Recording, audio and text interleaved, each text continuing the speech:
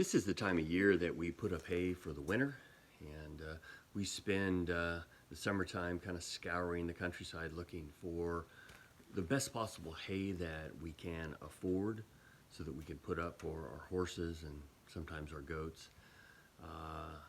And we've had a rough go for a while, but boy, this year we have landed on some amazing hay. Our goal is to find first year, second or third cutting hay, and the reason is because it is extremely fine stemmed, very fine stemmed, and this field happened to have just a tremendous amount of leaf, and it was just phenomenal.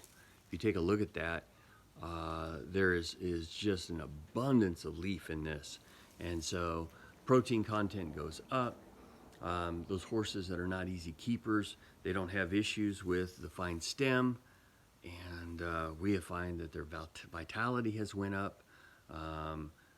Like I said, those that are not easy keeper, we find that we don't have to feed as many supplements, and it's all around been better.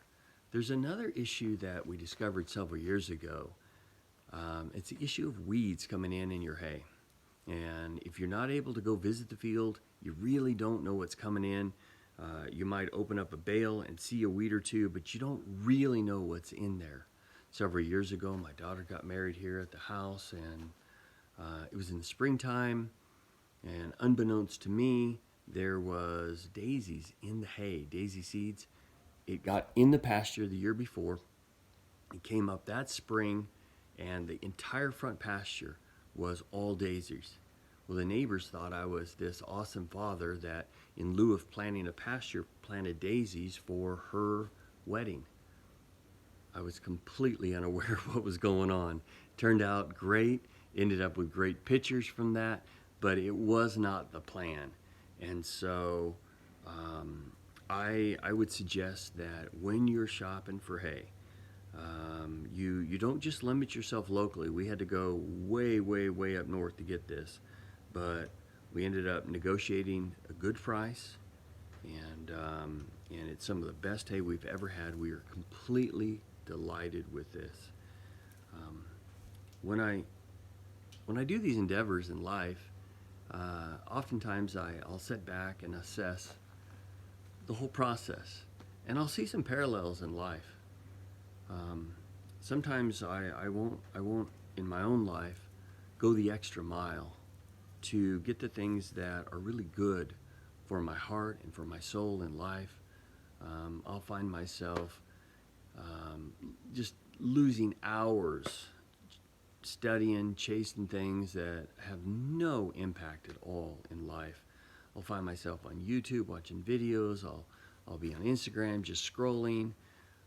And I need to be doing stuff that is significant.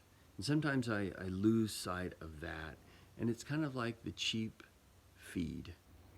And I don't want to make the effort.